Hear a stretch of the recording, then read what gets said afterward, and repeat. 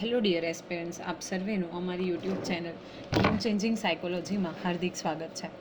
આજના વિડીયોમાં આપણે પ્રોબેશન ઓફિસર, ચીફ ઓફિસર તેમજ અન્ય કેટલીક સરકારી પરીક્ષાઓ માટે સમાજ કાર્ય એટલે કે સોશિયલ વર્ક સબ્જેક્ટ અગત્યનો છે અને સાથે સાથે જે વિદ્યાર્થીઓ બેચરલ ઇન સોશિયલ વર્ક અને માસ્ટર ઇન સોશિયલ વર્ક સાથે સંકળાયેલા છે તો એમને માટે પણ આ જે સબ્જેક્ટ છે અને વિડીયોઝ છે ખૂબ અગત્યના છે.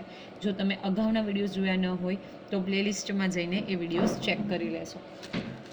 આજથી આપણે એક નવા ચેપ્ટરની શરૂઆત કરવાના છે, જે છે દરમિયાનગીરી, અનુસરણ અને સમાપન.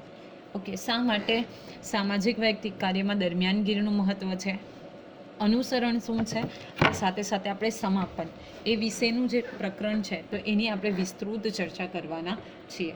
તો સૌપ્રથમ આપણે જો પ્રસ્તાવના તરીકે જોઈએ તો સામાજિક વૈયક્તિક સેવા કાર્યની જુદી જુદી બાબતોમાં દરમિયાનગીરી ખૂબ મહત્ત્વની પ્રક્રિયા છે.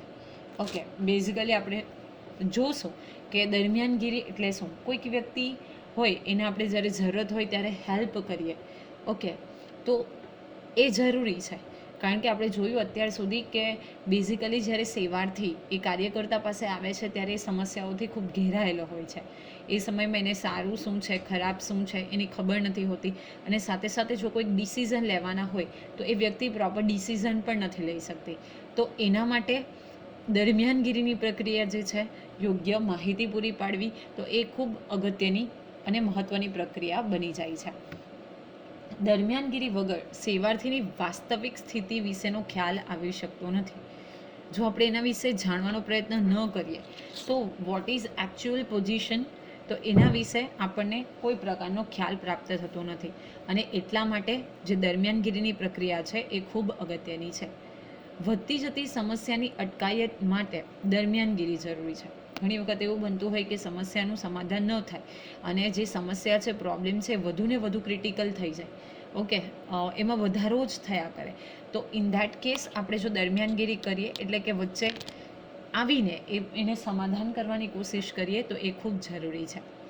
સામાજિક વૈયક્તિક સેવા કાર્યના સિદ્ધાંતો, મૂલ્યો, આચારસંહિતા વગેરે જેવી બાબતો વિશેની વૈજ્ઞાનિક સમજ દરમિયાનગીરી માટે ઉપયોગી બની રહે છે. ઓકે, જે સિદ્ધાંતો છે કે પ્રિન્સિપલ્સ છે, મૂલ્યો એટલે કે જે એથિક્સ છે, વેલ્યુઝ છે, તો એ બધી વસ્તુ માટે પણ બેઝિકલી એની વૈજ્ઞાનિક સમજણ મેળવવા માટે, ઓકે, સમજ મેળવવી અને કોઈક વિષયને અનુલક્ષીને સમજ મેળવવી, એના વિશે હ્યુજ ડિફરન્સ છે. તો એના માટે પણ આ ખૂબ ઉપયોગી બની રહે છે.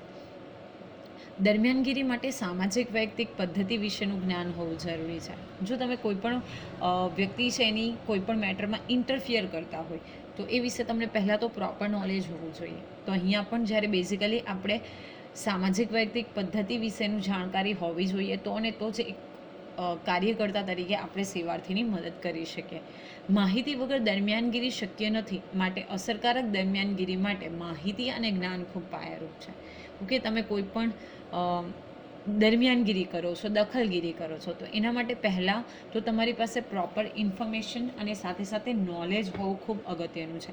જો આપણી પાસે, બાકી આપણે ગુજરાતીમાં કહેવત છે કે ખાલી ચણો વાગે ઘણો અને ખાલી ઘડો છલકાય ઘણો. તો બેઝિકલી આપણી પાસે માહિતી એટલે કે ઇન્ફોર્મેશન અને નોલેજ એ હોવું ખૂબ જરૂરી છે. સમાજ કાર્ય એ જ્ઞાન અને કુશળતાના સમન્વય એક વૈજ્ઞાનિક સેવા છે. તમને પૂછાઈ શકે કે સમાજ કાર્ય એ શું છે, તો બેઝિકલી એક વૈજ્ઞાનિક સેવા છે. ઓકે, સામાજિક, વૈજ્ઞાનિક, આર્થિક, તો કરેક્ટ આન્સર ઇઝ વૈજ્ઞાનિક સેવા છે. ઓકે, સાયન્ટિફિકલી એક પ્રકારની હેલ્પ છે જેનો મુખ્ય ઉદ્દેશ્ય અથવા તો હેતુ સેવાર્થી સ્વાવલંબી બની શકે તે છે.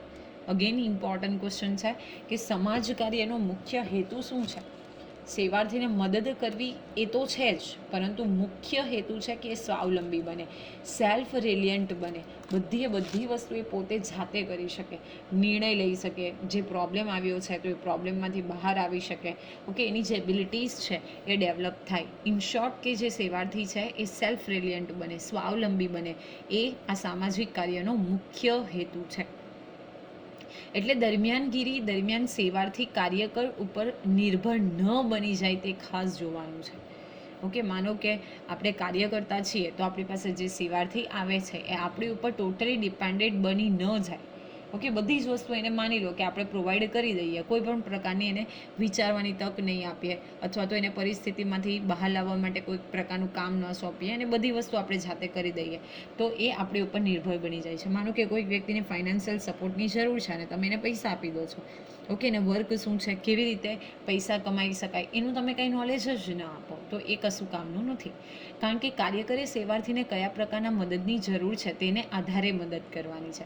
એટલે કઈ રીતે મદદરૂપ થવું તેના માટેની યોગ્ય વ્યૂહરચના એ પણ કાર્યકર્તા પાસે હોવી જરૂરી છે. જો અહીં લખેલું છે કઈ રીતે મદદરૂપ થવું.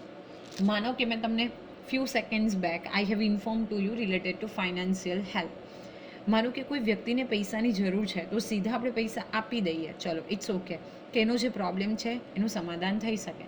તો નેક્સ્ટ ટાઈમ અથવા તો એ વ્યક્તિને ક્યારેય નહીં સમજાશે કે પૈસા કેવી રીતે અર્ન કરી શકાય, પરંતુ તમે એને કોઈક એવો ચાન્સ આપો અથવા તો તમે કોઈક એને એવી વ્યવસ્થા કરી આપો જેમાં કામ કરીને એ વ્યક્તિ જે છે પૈસા અર્ન કરી શકે, મની અર્ન કરી શકે.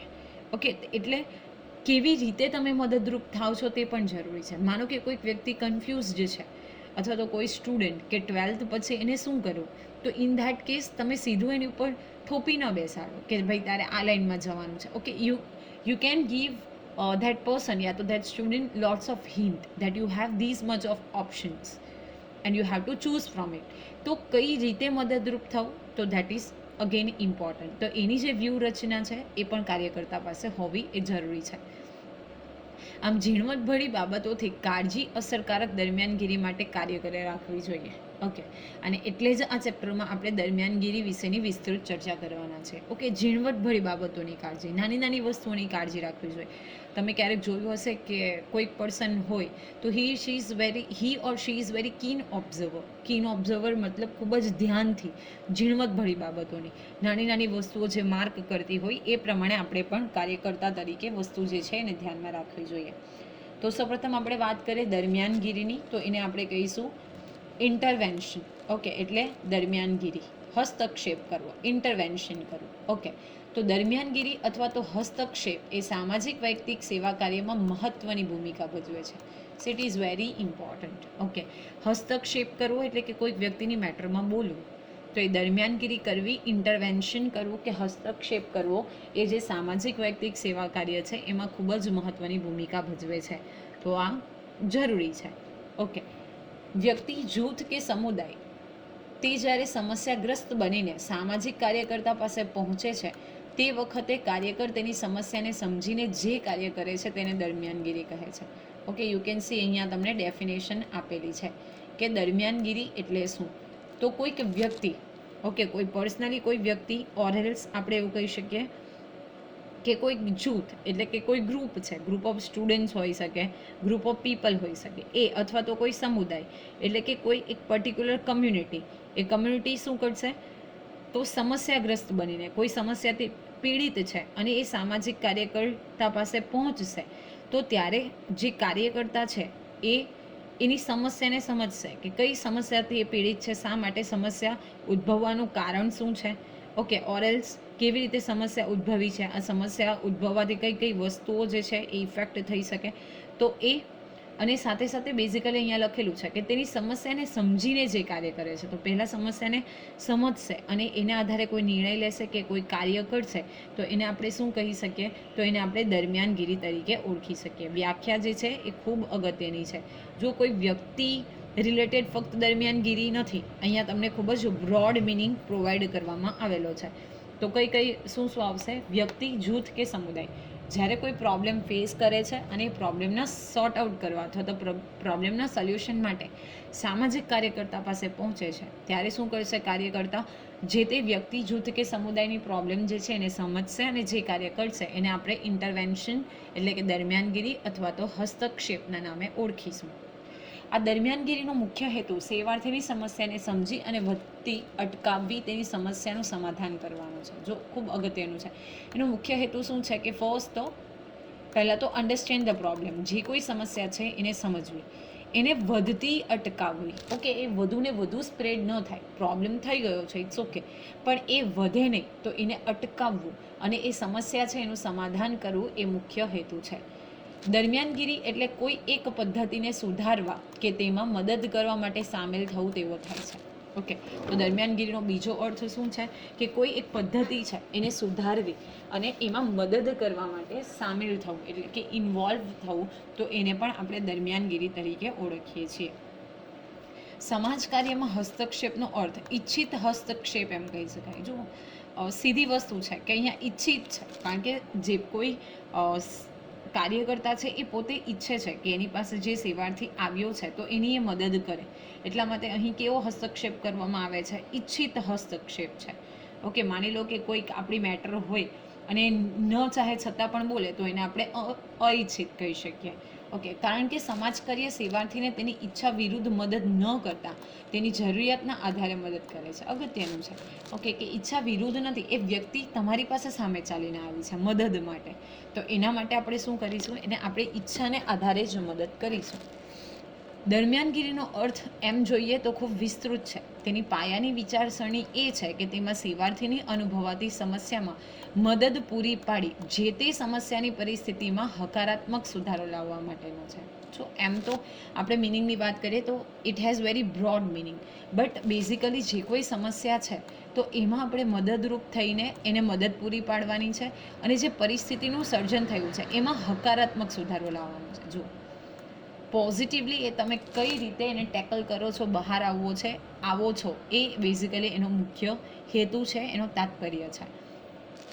વ્યક્તિની સમસ્યાગ્રસ્ત પરિસ્થિતિમાં વૈજ્ઞાનિક અનુભવ અને વ્યાવસાયિક કુશળતા સાથે સમાજ કાર્યકરે દખલ થવાની ક્રિયાને હસ્તક્ષેપ કર્યો કે દરમિયાનગીરી કરી એમ કહી શકાય. જો જે વ્યક્તિ છે એની સમસ્યાગ્રસ્ત પરિસ્થિતિમાં વૈજ્ઞાનિક અભિગમની સાથે, ઓકે, કેમ કે જો આપણે વાત કરીએ તો જે કાર્યકર્તા છે એની પાસે યોગ્ય નોલેજ હશે અને એની વ્યાવસાયિક કુશળતા છે, સ્કિલ છે, વર્ષોથી સંકળાયેલા છે, તો એનો અનુભવ છે, તો જ્યારે એનો પ્રોબ્લેમ સોર્ટ આઉટ કરવા માટે એને મદદ કરશે, એના માટે જે કાર્ય કરશે, તો એને આપણે શું કહી શકીએ? દરમિયાનગીરી તરીકે ઓળખી શકીએ. હવે તમને ક્વેશ્ચન થાય કે તો જે તે સેવાર્થી છે એને પ્રોબ્લેમ થયો છે, તો આપણે શા માટે એમાં દરમિયાનગીરી કરવી જોઈએ, હસ્તક્ષેપ કરવો જોઈએ? તો દરમિયાનગીરી શા માટે? તો વ્યક્તિની સમસ્યાગ્રસ્ત પરિસ્થિતિને વધુ ખરાબ થતી અટકાવવા માટે. માનો કે કોઈક વ્યક્તિને કોઈક પ્રોબ્લેમ થયો છે, તો એ પ્રોબ્લેમનું સોલ્યુશન જલ્દીથી જલ્દી મળે, એને કારણે જે પરિસ્થિતિ છે વધુને વધુ વિકટ ન બને એટલા માટે દરમિયાનગીરી કરવામાં આવે છે. તમે કદાચ જોયું હશે કોઈક બે વ્યક્તિ લડાઈ કરે તો વધારે પડતી લડાઈ નહીં થઈ જાય, ઓકે, મારી માથા ફોડી ન નાખે, એટલા માટે આજુબાજુવાળી વ્યક્તિઓ એને છોડાવવાની કોશિશ કરે છે, તો એમાં હસ્તક્ષેપ કર્યો કહેવાય. વ્યક્તિને તબક્કાવાર મદદરૂપ થવા માટે. ઓકે, સ્ટેપ બાય સ્ટેપ પહેલાં આપણી પાસે આવશે, જનરલ ડિસ્કશન કરીશું, પ્રોબ્લેમ વિશે જાણવાની કોશિશ કરીશું, કઈ રીતે આપણે મદદરૂપ થઈ શકીએ. તો તબક્કાવાર આપણે એને મદદરૂપ થવા માટે નેક્સ્ટ દરમિયાનગીરી સેવાર્થીમાં આત્મવિશ્વાસ ઊભો કરે છે. જો આપણે વાત કરી કે હેલ્પ તો કરવામાં આવે છે પણ સાથે સાથે એક પ્રકારનો કોન્ફિડન્સ જે છે એ બિલ્ડ કરે છે. ઓકે, અલગ અલગ જે સ્કિલ્સ છે જે છુપાયેલી છે તો એને ડેવલપ કરવાનું કામ બેઝિકલી આ દરમિયાનગીરી કરે છે. સમસ્યામાંથી મુક્ત થવાનો વિશ્વાસ અને આશા દરમિયાનગીરી ઉત્પન્ન કરે છે. કોઈ પણ વ્યક્તિ, આપણે ઘણી બધી વખત અગાઉના વિડીયોમાં ચર્ચા કરી છે કે સેવાર્થી જ્યારે કાર્યકર્તા પાસે આવે છે તો ત્યારે એને આત્મવિશ્વાસ એ ઊભો કરી આપે છે કે તમે ડેફિનેટલી આ જે પ્રોબ્લેમ છે એમાંથી બહાર આવી શકશો. એક આશા, હોપ પ્રોવાઈડ કરે છે અને સાથે સાથે જે વિશ્વાસ છે, ટ્રસ્ટ છે એ ઊભો કરે છે. સામાજિક વૈયક્તિક કાર્યના સંદર્ભમાં હસ્તક્ષેપ હંમેશા આકસ્મિક સેવા છે. ઓકે, તો આ જરૂરી છે, અહીંયા સ્પેલિંગ એરર છે. આકસ્મિક સેવા છે, જેને ઇંગ્લિશમાં આપણે ઇમરજન્સી રિલીફ અથવા તો ફાયર બ્રિગેડ એટલે કે અગ્નિશામક સેવા કહે છે. ઓકે, આકસ્મિક સેવા છે, આપણને ખબર નથી કે આજે આ વ્યક્તિ આપણી પાસે મદદ માંગવા માટે આવશે, that is sudden cause. Okay, જેને ઇંગ્લિશમાં આપણે ઇમરજન્સી રિલીફ કહી શકીએ, એટલે કે જે ઇમરજન્સીની પ્રક્રિયા છે, ઇમરજન્સી છે તો એમાં આપણે રિલીફ પ્રોવાઈડ કરીશું, એટલે આપણે એને સાંત્વના આપીશું. અને ફાયર બ્રિગેડ એટલે કે અગ્નિશામક. ઓકે, તમને ખબર હશે કે અચાનક જ્યારે ફાયર આગ લાગે તો ઇન ધેટ કેસ કે જે ફાયર બ્રિગેડ છે એ અગ્નિશામક કરવા, અગ્નિનું શમન કરવા, ઓકે, તો એ ઇમ્પોર્ટન્ટ છે. વૈજ્ઞાનિક અભિગમ સાથે થતી દરમિયાનગીરીની પ્રક્રિયા આવશ્યક જ નહીં પરંતુ અનિવાર્ય છે. જ્યારે એક સાયન્ટિફિક એટીટ્યૂડથી આજે દરમિયાનગીરીની પ્રક્રિયા કરવામાં આવે છે તો એ આવશ્યક જ નથી પરંતુ અનિવાર્ય છે, ખૂબ જ ઇમ્પોર્ટન્ટ છે. દરમિયાનગીરી એ વૈજ્ઞાનિક જ્ઞાનની સમજણ માંગી લે તેવી પ્રક્રિયા છે. અગત્યનું છે કે તમે ક્યારે ઇન્ટરફિયર કરશો જ્યારે તમે 100% શ્યોર છો કે તમે એ વ્યક્તિને બહાર કાઢી શકશો પ્રોબ્લેમમાંથી. Plus you have enough knowledge, you have skills, okay, you have experience. So in that case આપણી પાસે જે જ્ઞાન છે તો એ ખૂબ બહોળા પ્રમાણેનું છે, તો એ ખૂબ જ સમજણ માંગી લે તેવી પ્રક્રિયા છે. દરમિયાનગીરી એ સમસ્યાના ઉકેલ અંગેની એક પદ્ધતિસરની પ્રક્રિયા છે. ખૂબ અગત્યનું છે કે એક પદ્ધતિ છે, એક મેથડ છે, એક ચેઇન છે જે તમારે ફોલો કરવાની છે. ઓકે, ધીરે ધીરે ધીરે સ્ટેપ બાય સ્ટેપ એક પદ્ધતિસરની પ્રક્રિયા છે. નેક્સ્ટ, ડૉક્ટર જ્યારે દર્દીની બીમારીમાં હસ્તક્ષેપ કરે છે ત્યારે દર્દી સાથે ડૉક્ટરનો અભિગમ ખૂબ હકારાત્મક હોય છે. દર્દીને પ્રેમ, લાગણી, હૂંફ અને સાંત્વના મળે છે. એ જ રીતે સામાજિક વૈયક્તિક મદદની પ્રક્રિયામાં દાખલ થતાં તે પોતાના અભિગમથી તે સેવાર્થીમાં પોતાની સમસ્યામાંથી મુક્ત થવાનો વિશ્વાસ અને આશા ઊભી કરે છે. જો તમે કદાચ ડૉક્ટર છે, એડવોકેટ છે, એમનાથી પરિચિત હશો, ગમે એવો ભયંકર રોગ હોય કે ગમે એવો ડિફિકલ્ટ કેસ હોય, સામેવાળી જે વ્યક્તિ ડૉક્ટર અને એડવોકેટ તમને ક્યારેય એવું નહીં કહે કે ભાઈ તમે આ કેસ હારી જશો, યા ડૉક્ટર એવું નહીં કહે કે તમે આ બીમારીમાંથી ક્યોર નહીં થઈ શકો. તો બેઝિકલી ડૉક્ટર સાથે આપણે વાતચીત કરીએ તો એક પ્રેમ, લાગણી, હૂંફ મળે છે. તો એવી જ રીતે જ્યારે સામાજિક વૈયક્તિક કાર્યકર્તાની આપણે વાત કરીએ તો એ સમસ્યામાંથી મુક્ત થઈ જશે, ઓકે, એની સમસ્યાનું સમાધાન થઈ જશે એવો એક વિશ્વાસ અને આશા ઊભી થાય છે. આમ સામાજિક વૈયક્તિક સેવાની પ્રક્રિયાને વધુ અસરકારક બનાવવા માટે દરમિયાનગીરી એ ખૂબ મહત્વપૂર્ણ બાબત છે. એક સાધન તરીકે દરમિયાનગીરીનો અસરકારક ઉપયોગ થાય એ ખૂબ જરૂરી છે. ઓકે, એક ટૂલ તરીકે એનો ઉપયોગ થાય એ જરૂરી છે. આપણે એક એક્ઝામ્પલથી સમજવાનો પ્રયત્ન કરીએ કે HIV એઇડ્સગ્રસ્ત વ્યક્તિ જ્યારે સેન્ટર ઉપર આવે છે તો જે એઇડ્સની સારવાર લેવા માટે બિલકુલ તૈયાર નથી. જ્યારે કોઈ વ્યક્તિ આવે છે જે HIV પોઝિટિવ છે તો ત્યારે એ કોઈ પણ એંગલથી એને ટ્રીટ કરાવવા માટે રેડી નથી હોતો. કુટુંબના લોકોને સામાજિક રીતે તેનો તિરસ્કાર થાય છે. તમને ખબર છે, લોકો ખૂબ ખરાબ નજરથી જુએ છે. તો કુટુંબના લોકો અને સામાજિક જે લોકો છે આજુબાજુના, તો એ લોકો એને તિરસ્કાર કરે છે અને હેટ્રેટની લાગણીથી જુએ છે. વ્યવસાયના સ્થળે પણ કોઈ મદદ કરતું નથી અને સેવાથી પોતાના જીવનથી હારી અને કંટાળી ગયો છે, જે ભગવાન પાસે મૃત્યુ માંગે છે. જીવનનો અંત લાવવા માટે રડતા રડતા એ કાર્યકર્તાને જણાવે છે. આવા સેવાર્થી સાથે સમાજ કાર્યકર પોતાનું કાર્ય શરૂ કરે છે. જો કોઈક વર્કિંગ પ્લેસ હોય તો ત્યાં પણ એને કોઈ મદદ નથી કરતું, ફેમિલીમાં કોઈ સપોર્ટ નથી કરતું અને always he or she praise કે એની ડેથ જે છે જલ્દી થઈ જાય. ઇન ધેટ કેસ એ વ્યક્તિ હારી ગઈ છે અને એ શું કરશે, જે સેવાર્થી છે એ સમાજ કાર્યકર સાથે એનો ભેટો થાય છે અને પછી શું કરશે, સમાજ કાર્યકર જે છે, સામાજિક કાર્યકર, એ એનું જે કાર્ય છે એ શરૂ કરશે. તો કેવી રીતે શરૂ કરશે? તો સૌપ્રથમ વ્યક્તિને સાંત્વના આપશે, ઓકે, અને હૂંફ પૂરી પાડશે અને સિમ્પથી આપશે. આ રોગ તમને એકલાને નથી થયો, ઘણા લોકોને થયેલો છે, છતાં પણ આ લોકો સ્વસ્થ જીવન જીવે છે. તેમજ કાર્યકર્તાની વ્યગ્રતા ઓછી કરીને તેને શાંત પાડે છે અને દરમિયાનગીરી કરે છે. એ સમજાવે છે કે તમે એકલા વ્યક્તિ નથી કે જે આ રોગથી પીડિત છો. ઘણા બધા એવા વ્યક્તિઓ છે જે એઇડ્સથી પીડિત છે અને એઓ પણ ખૂબ સારી રીતે જીવન જીવે છે. જે વ્યગ્રતા છે, ઓકે, ગુસ્સો છે, નિરાશા છે, એને ઓછી કરે છે અને દરમિયાનગીરીની પ્રક્રિયા કરે છે. તો જેમાં સેવાર્થીને તે સમજાવે છે કે આ રોગ માટે તે કોઈ કારણભૂત નથી અથવા અન્ય કોઈ પણ જવાબદાર નથી. વ્યક્તિની પરિસ્થિતિ તેના માટે સૌથી વધુ જવાબદાર છે. સેવાર્થીનું જીવન એ ઈશ્વરની અમૂલ્ય ભેટ છે. ઓકે, એ સમજાવે છે કે તમે જાણી જોઈને અથવા તો તમે કારણભૂત નથી.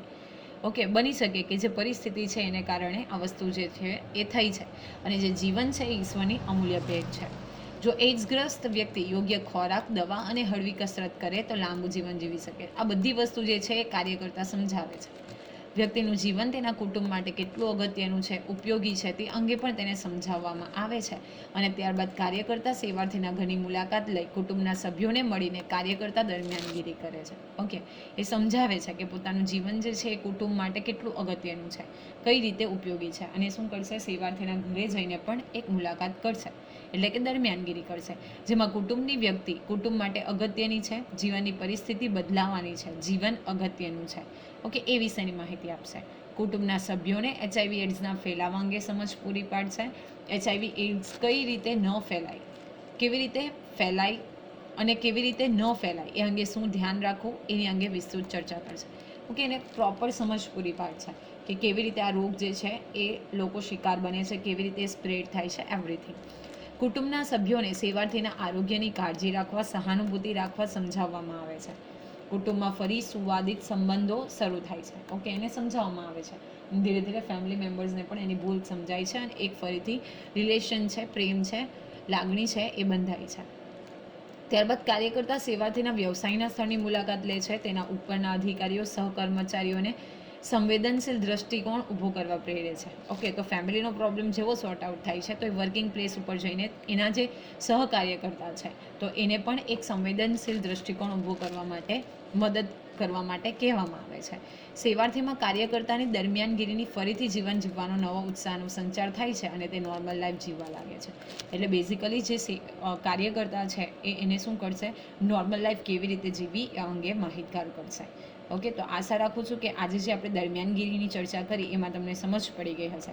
અને જો તમને વિડીયો પસંદ પડે તો વિડીયોને લાઇક કરજો અને આવા જ વધુ વિડીયોની અપડેટ્સ માટે તમે અમારી યુટ્યુબ ચેનલ ગેમ ચેન્જિંગ સાયકોલોજીને સબસ્ક્રાઈબ પણ કરી શકો છો. Thank you for watching the video. Have a nice day.